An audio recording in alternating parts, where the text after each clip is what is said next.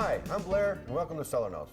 Today we're going to talk to Chad Johnson, wine grower, co-owner from Dusted Valley. Thanks for being with us today. Thanks for Appreciate having it. me. We're going to talk about some of your wines. We're going to talk about Washington, Walla Walla area, growing wines, and what exactly you and your family are involved in. Can you tell us a little bit about your background?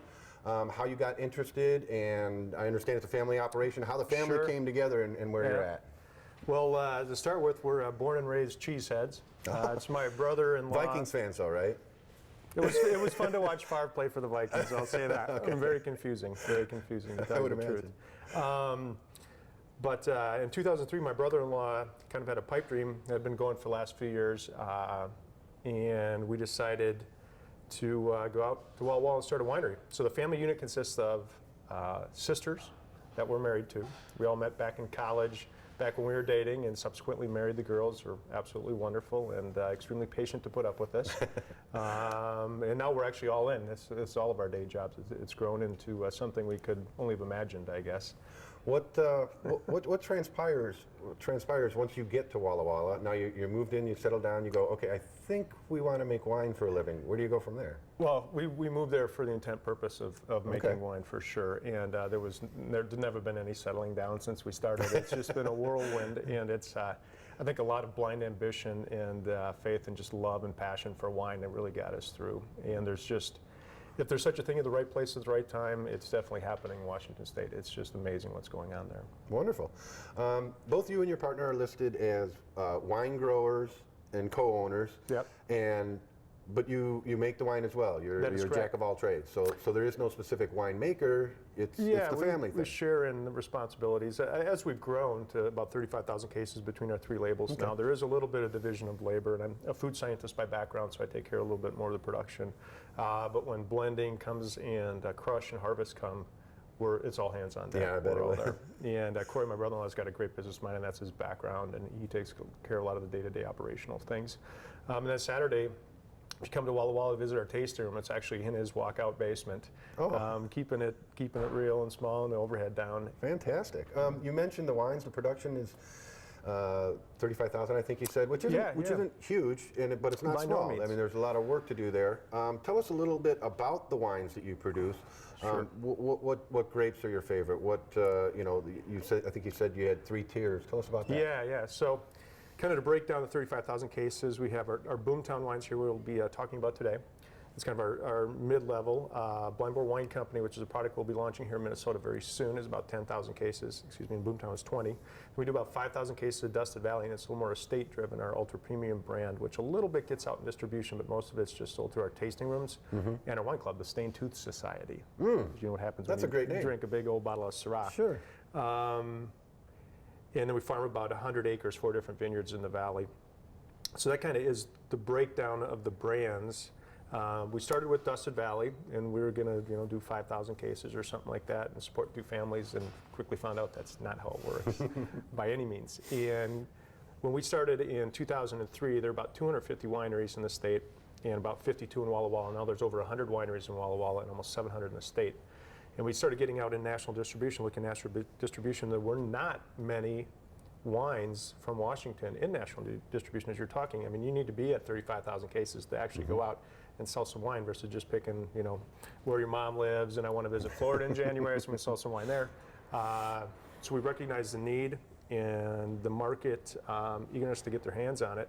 So that's when we developed another tier, Boomtown, that's just taken off, hugely successful. And at 35,000 cases, to your point earlier, that is nothing in the world of wine, right? Correct. It's a speck, but that puts us in the top 10 to 15 biggest producing wineries in the state of Washington. Great. Let's talk a little bit about Washington then. Yeah. Give me a comparison. What's the difference between wines in Washington and wines from California, which is probably the most popular in this area? Domestically, yeah. They're the wines in Washington are better, my friend. Good answer. Next question. A lot of it has to do with our geography and the weather. Which I find fascinating in Washington. Yeah. Can you tell us about where Walla's located and what goes on there? Yeah, everyone thinks of Washington. The coast is actually a temperate rainforest. And then there's the Olympic Mountains. And then there's the I-5 corridor that Seattle and Portland are in. There's 40-plus inches of rain there. And then there's the Cascade Mountains. You think of Mount Adams, Mount St. Helens, Mount Rainier. create a huge rain shadow. And on the other side of that is where we grow all the grapes. It's actually steppe desert, and we get an average of less than 8 inches of rain a year. While we get a little more, about 12. And grapevines need about 14, so we have to, at least a minimum of 14. So we do a lot of drip irrigation and deficit irrigation over there. Because it's a desert, we get huge temperature. It's called diurnal shift. Right. And what that means is the temperature difference from the hottest point of the day to the coolest point of the night.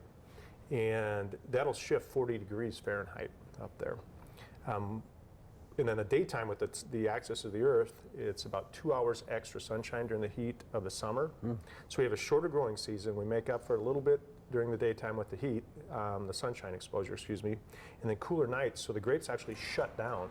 They don't continue ripening. Where in California, most places, they continue ripening throughout the evening.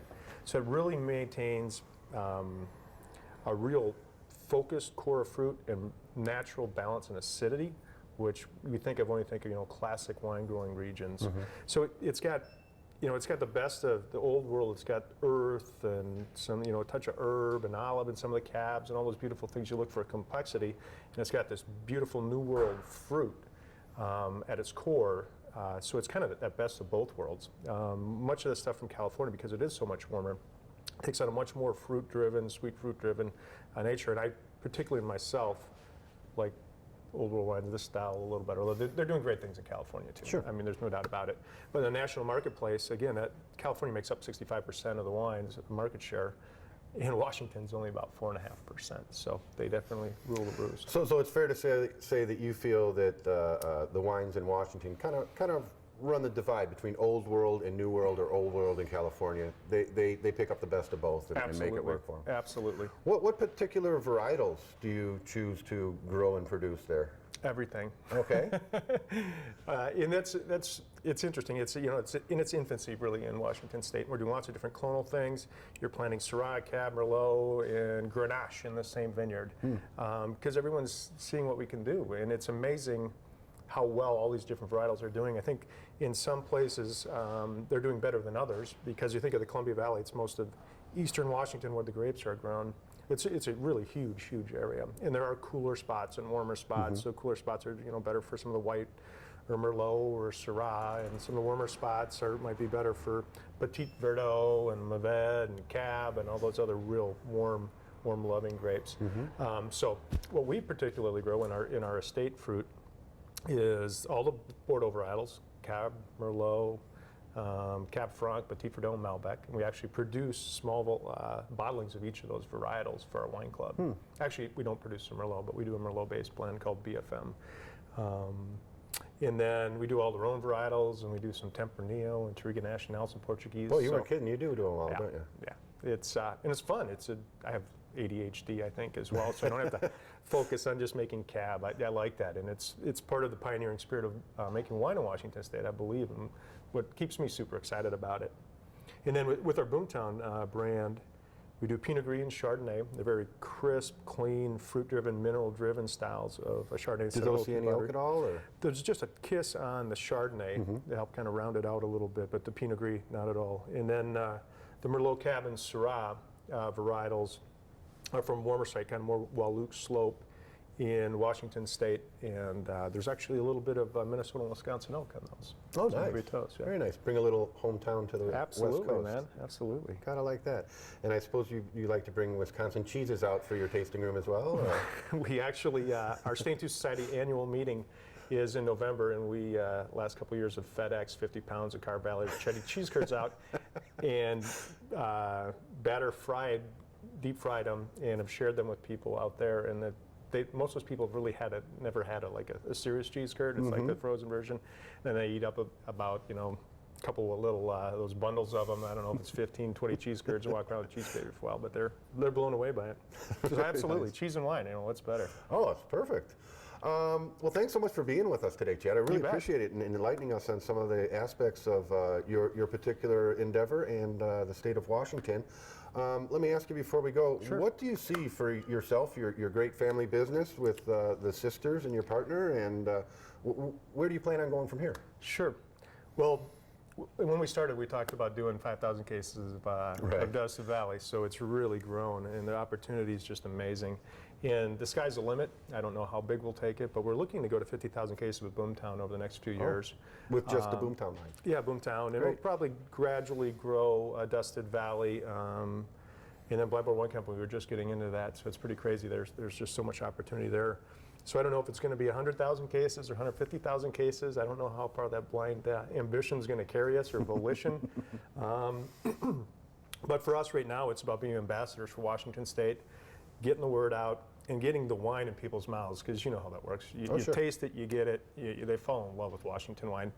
And the big thing about Washington wine, I'd like to, to mention with your viewers, is the value proposition there, because it isn't California real estate, it's Washington real estate, and because of the geology and geography and the weather, it makes a wine that stands up to wine that is more expensive from other parts of the world, and all the wine regs continually write about it.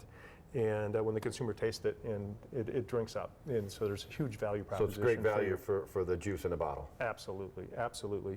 And the other piece, we're trying to get people out to Washington State. A lot of people do their wine vacations, and they come to Walla Walla or Washington State. They're just blown away by what's going on there, because there's just not much of it getting out. And when they get there, there's a culture of wine here, and great restaurants and all that. That's strongly urge you. Give me a call. Shoot me an email. We'll set you up. Come visit. Yeah. Hey, thanks so much for being with us. We really appreciate it. Anytime, man. And thanks for being with us on Cellar Notes.